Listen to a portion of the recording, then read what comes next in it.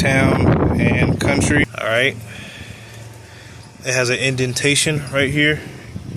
And country 2015 water pump. This is LaQuarrie Evolver. This is my main channel. For if you like, comment, subscribe, I'm going to show you guys how to uninstall a water pump and reinstall a water pump. First things first, you got to order the part. This is what the part looks like. Comes with the gasket. You're going to have to move this entire box out the way. Pretty self-explanatory. Clip here, clip here. I believe there's a bolt that you have to take off for the power steering fluid reservoir. And a hose right here. And a sensor right here. Comes right off. And loosen the clamps. Obviously loosen this clamp. This hose, I believe it's this sensor here. That clamp that's to there. And yeah, this is the reservoir that goes into here. Alright, remove the wheels, jack the car up, put on jack stands, yada yada yada. And you're gonna want to relieve tension from this serpentine belt from right here. Right there. I don't know why it is so dark, but it's right there. You're gonna put this 3/8 in there to relieve tension. So just like this, you get that 3/8, and you're gonna put it right in that slot, the little square slot right there. And you're gonna relieve tension. You'll know what I'm talking about. And you're gonna want to write this down. All right.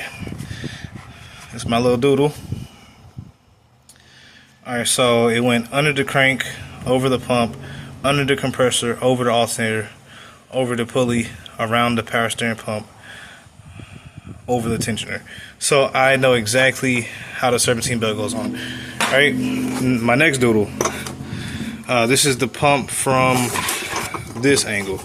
Alright, these bolts are not all the same size, so you need to, I got this and I just push it through so I know exactly where the bolts go. Alright, if you've made it this far, you're halfway done. I don't know why it won't let me pause. It won't let me pause. Alright, so this is the top down view. This is it right here. If the serpentine belt is off, you should be able to freely spin this right here. Alright, you're probably going to have to get access to some of these from up top, access to some of them from below. This is what I'm using right here. This is a Milwaukee. It was in my tool review video, so if you want to go to my toolbox review, I actually showed you guys this Milwaukee. This is the number. That's how it looks. Alright, this is a 10. A 10. Chrysler. Town and country. This is what the interior looks like. So you want to make sure you have the same vehicle. This is exactly what the interior looks like. I don't know why that always pops open.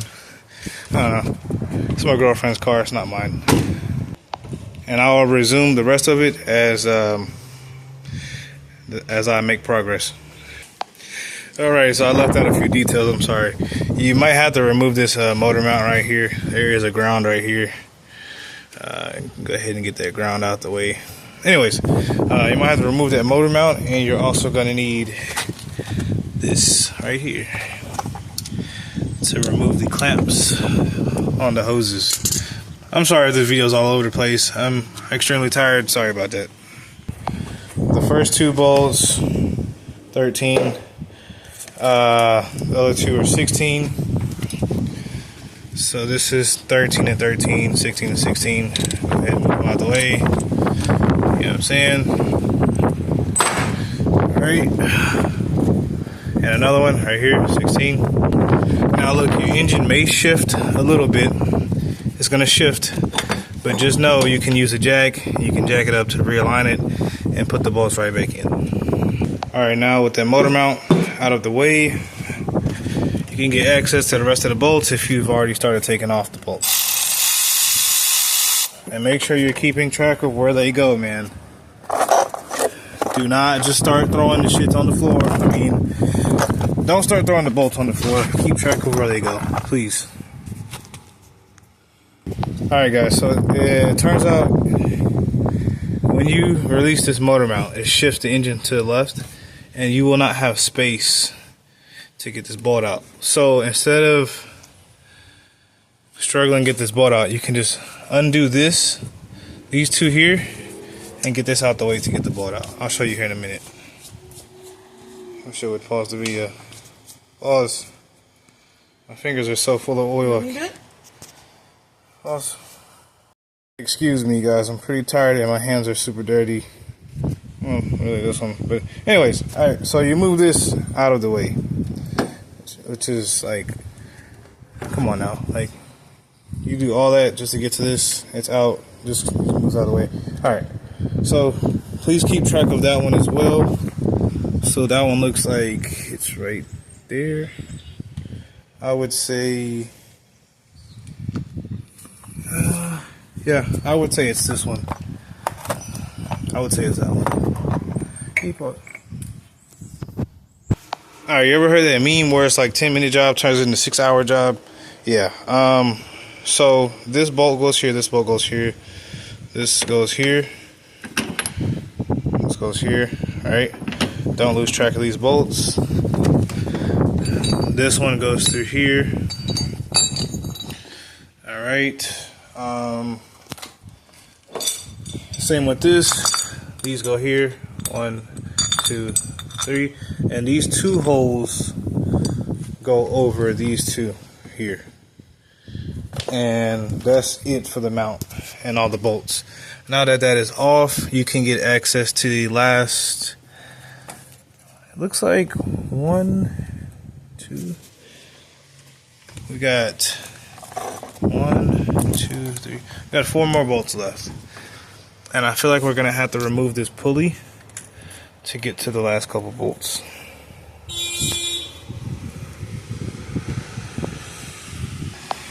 What going on with them? Nah, I shouldn't put that in the video. Alright, so we got all the bolts off. So this would be the removal. Just like that. It's cracked off. And we're going to replace the gasket and the pump. Alright, if you're looking to do this job by yourself in your driveway, it is definitely doable. But just know you need to pay attention to where all these bolts go. If you put back the wrong bolts, it's not going to go back right. And you're messing with the motor mount, so beware that you need to realign the engine when you're putting the mount back on. And just know exactly where to put the serpentine belt back. Exactly where you're putting this serpentine belt back onto. Don't put the belt back on backwards, because then the vehicle won't run right. This is what the old pump looks like. Alright. It has an indentation right here. So it does, you know what I'm saying? That's what the gasket looks like. That's what the hose thing looks like. That's what everything looks like. I'm gonna put it on the ground. Y'all screenshot it, take a picture of it. Whatever y'all want to do. Alright. Alright guys, I'm sorry this is a 33-minute video, a 15,000 hour video, but got the pump back on. Got this back on, it's spinning. Got this back on, it's been dinging the whole time. Ding, ding, ding. This noise right here.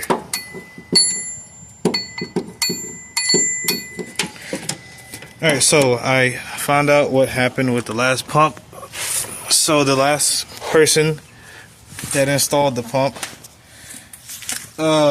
if you start putting these bolts on, you're supposed to hand throw them on. You don't drill them in.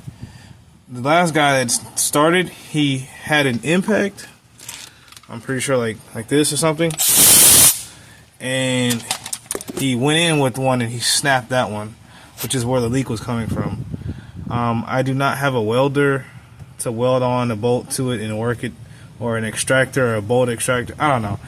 I'm not trying to mess with it. I just put that bolt back in there, but it's not as tight as it should be because he popped it. Like I said, he popped off half the threads. So we'll just see how it goes.